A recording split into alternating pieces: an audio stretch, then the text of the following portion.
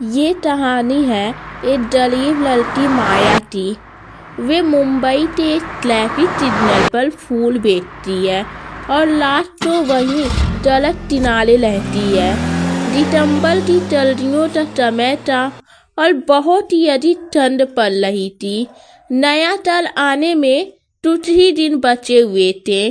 लोग नए नए तरीकों से नए साल सेलिब्रेट करने के बारे में सोच रहे थे। कोई पिकनिक पर जाने वाला था तो कोई विदेश घूमने और कोई अपने घर पर ही पार्टी करने वाला था। लेकिन माया के पास ना तो घर था और ना ही पहनने के लिए गर्म कपड़े। उस रात धीमी धीमी बारिश भी हो रही थी, इसलिए जल्दी कई गुना बढ़ रही थी। माया अपने पुराने कपड़े में ठंड से कांपती हुई सड़क के किनारे उदास बैठी हुई थी। आज तो बहुत ठंड है। क्या भगवान, एक तो इतनी सर्दी थी, ऊपर के बारिश भी चला रहे हो। अब कुछ तो हम गरीबों का ख्याल कीजिए। बारिश से भीगती और ठंड से कांपती ताला भगवान की अपनी शिकायत कर ही रही थी। तभी एक औरत दौड़ती हुई उसके पास आई। अरे तू यहाँ बैठी है? मैं तुझे ढूंढ ढूंढ कर परेशान हो रही थी। तू चाया तूने? अरे कैसे चाया हो जा? मैंने तो कुछ बनाया ही नहीं, लेकिन मैं कैसे बनाती? बोलना मैं कैसे बनाती? बोलना। खाना तो फिर कर्मा खा दिया, तेरे इतने कभी और मेरे इतने कभी। तू देखना, मैं उसको नहीं छोड़ूंगी, मार दूंगी, जान से मार दूंगी। तू यहीं लुट। मैं उसे मार चलाती हूँ, फिर तेरे लिए खाना ले चलाती हूँ। इतना कहकर वे औरत वहां से पागलों की तरह सड़क पर बांधने लगती है। आज छोड़ूंगी नहीं, आज नहीं छोड़ूंगी। माँ लूटना, माँ मेरे पास लूटना माँ। लोगों के लिए वे औरत चीखने चिल्लाने वाली पागल औरत थी, लेकिन वास्तव में वे माया की माँ थी। लेकिन माया की माँ मधु हमेशा से ऐसी नहीं थी।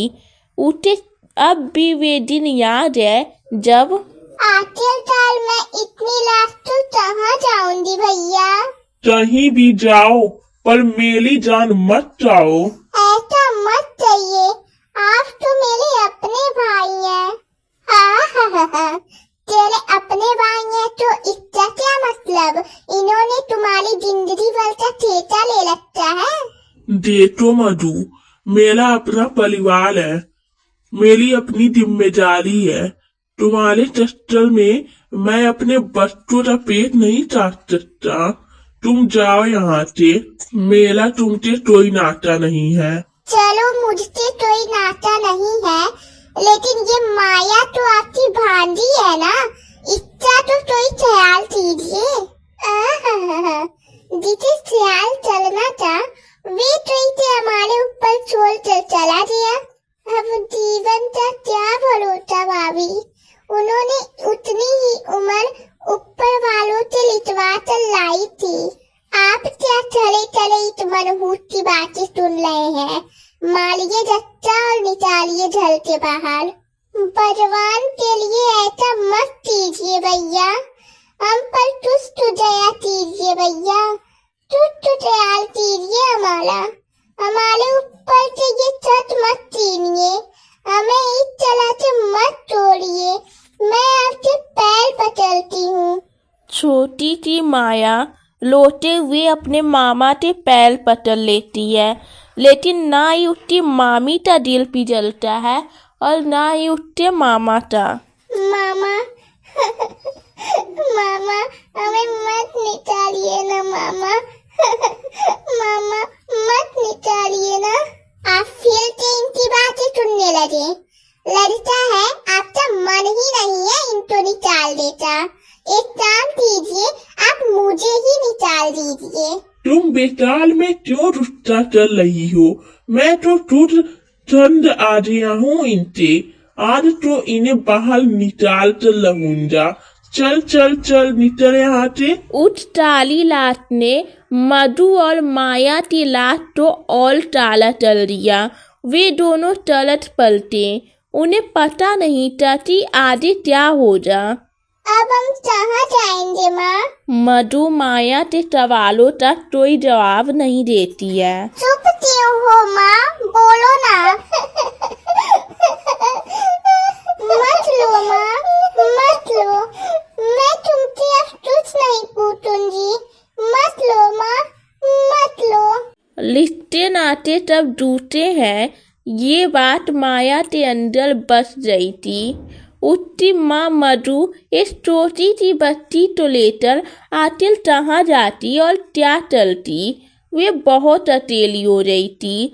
पति ने लंबी बीमारी के बाद अस्पताल में दम तोड़ दिया था। तब भी वे इतनी अकेली महसूस नहीं चल रही थी जितनी वे आज चल रही थी। उसके अकेलेपन ने उसे तोड़ दिया था।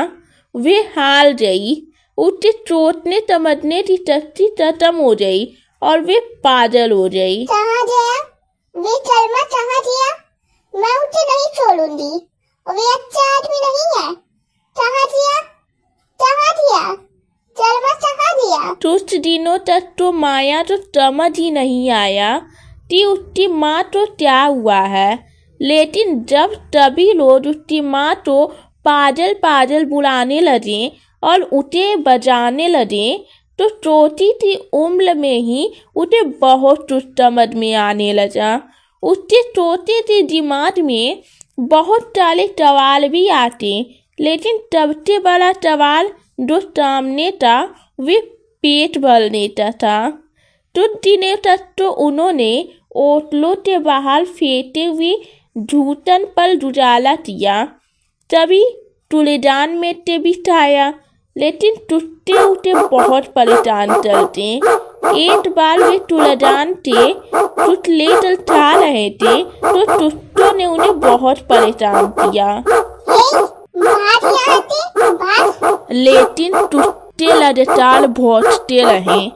एक टुट्टा मधु तो चाटने ही वाला था कि माया ने उसे पत्थर मारा और काले टुट्टे डर से वहां से भाग गए। टुट्टे तो भाग गए, लेकिन माया ने ये सोच लिया कि वे कभी भी तुलाजान के लेकर जाना नहीं चाहेगी। एक दिन जब वे ट्रैफिक सिग्नल पर चली थी तो उसने श्याम चाचा तो वहाँ फूल बेचते हुए देखा।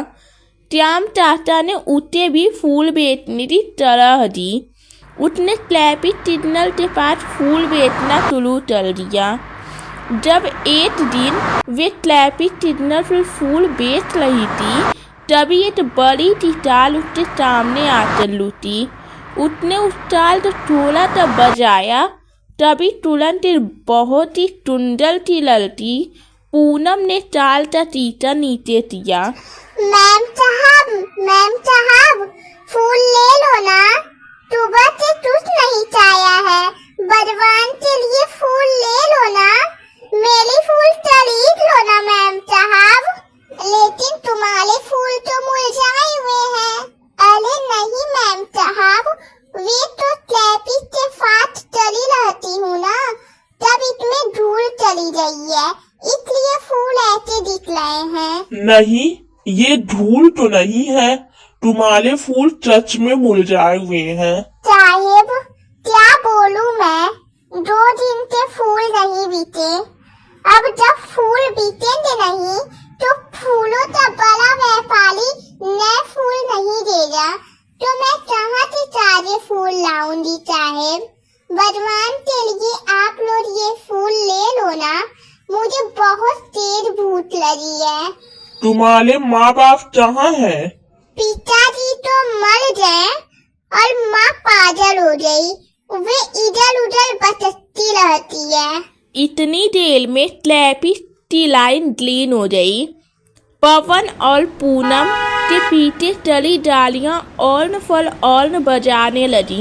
इसलिए उन दोनों ने अपनी चाल स्टार्ट की और वहां से निकल गए। माया के फूल उस दिन भी नहीं बीते। शाम तो उदास होकर वे ट्रैफिक लाइन पर बैठी हुई थी, तभी श्याम चाचा भागते हुए उसके पास आए। माया, माया तू यहाँ बैठी है? वहाँ वहाँ तेरी माँ। क्या हुआ मेरी माँ को? तेरी माँ का ट्रक ने एक्सीडेंट कर दिया और वे मर गई। माया ने जैसे ही ये सुना वे शांत हो गई। थोड़ी देर तक वे कुछ नहीं बोली, फिर भागती हुई अपनी माँ के पास गई, जहाँ सड़क के किनारे उसकी माँ का टून के लथपथ शरीर पड़ा हुआ था। वे उससे लिपट कर जोर जोर से रोने लगी। क्यों भगवान, क्यों? क्या बिगाड़ा है मैंने तेरा?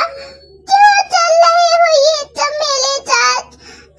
लेकिन कान छोड़ कर सुन ले, आज तूने अपना एक भक्त खो दिया। अब तुम ना तुझसे चुस्ता होंगी, ना तेरे आगे हाथ जोड़ूंगी। दूसरी ओर पवन और पूनम अब तक माया का चेहरा नहीं भूल पा रहे थे। जल पर आकर भी वे बार बार उसके बारे में ही बात कर रहे थे। पता नहीं पवन, उस बच्ची के फूल बीते थी नहीं, उसने सुस्ताया थी नहीं। यही सोच सोच कर तो मैं भी परेशान हूँ। नया साल आने वाला है, लाखों लोग मजे चल रहे हैं, ना जाने कहाँ कहाँ घूमने जा रहे हैं, क्या क्या चाह रहे हैं, लेकिन एक बच्ची बूटी प्यासी सड़कों पर कुछ खाने की तलाश में बरस रही है। पवन, क्या हम उस बच्ची को अपने घर नहीं ला सकते? पवन एक बड़ी कंपनी में मैनेजर था। पूनम भी अपना फैशन डिजाइनिंग का ऑफिस चलाती थी। पैसों की कोई कमी नहीं थी, उन्हें बस कमी थी तो एक बच्चे थी। शादी के 10 साल हो गए थे, लेकिन पूनम की डोर अभी तक नहीं बढ़ी। उन्होंने बहुत कोशिश की, बड़े बड़े डॉक्टरों को भी दिखाया, लेकिन कोई फायदा नहीं हुआ। वे नए साल पे एक बच्चा गोद लेने के बारे में सोच ही रहे थे, तभी माया से उनकी मुलाकात हुई। पूनम की बात सुनकर पवन और पूनम अगले दिन फिर से उसी ट्रैफिक सिग्नल पर गए, लेकिन आज उन्हें माया कहीं नहीं दिखाई दी। उन्होंने इधर उधर पूछा पर कुछ पता नहीं चला। वे बच्ची तो कहीं दिखी नहीं रही है पवन। क्या पता आज वे कहीं और अपने फूल बेचने गई हो। लेकिन कहाँ कहाँ खोजेंगे हम उसे? वे नीलाट होकर लौटने ही वाले थे, तभी माया पर उसकी नजर गई। वे सड़क के बहुत दूर चुपचाप बैठी हुई थी। वे दोनों उसके पास गए। अरे तुम यहाँ बैठी हो? हम तो तुम्हें थोड़ी से परेशान ही हो गए। तुम्हारे ऑटो में वे फूल नहीं है आज? बिक रहे क्या वे? नहीं साहेब, वे बीते नहीं, उसे मैंने अपनी माँ के ऊपर चढ़ा दिए। चला तो मेरी माँ भी मर गई, एक दिन मैं भी इसी तरह मर जाऊंगी साहेब, मैं भी मर जाऊंगी। ऐसी बातें नहीं चलती बेटा, तुम्हें तुझ नहीं हो जा, हम तुम्हें तुझ नहीं होने देंगे। आज से तुम हमारे साथ रहोगी, हमारी बेटी बनकर। हम रखेंगे तुम्हारा ख्याल।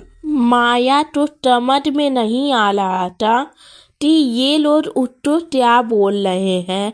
जब वे उनकी बड़ी तिजाली में बैठकर उनके ढल जा रही थी, तो रास्ते में दुर्गा माता एक मंदिर आया, और पता नहीं क्यों माँ की मूर्ति देखकर माया का दिल टूट गया और आस जुड़ गए, और माया तो नए साल पर एक बहुत ही अच्छी फैमिली मिल गई।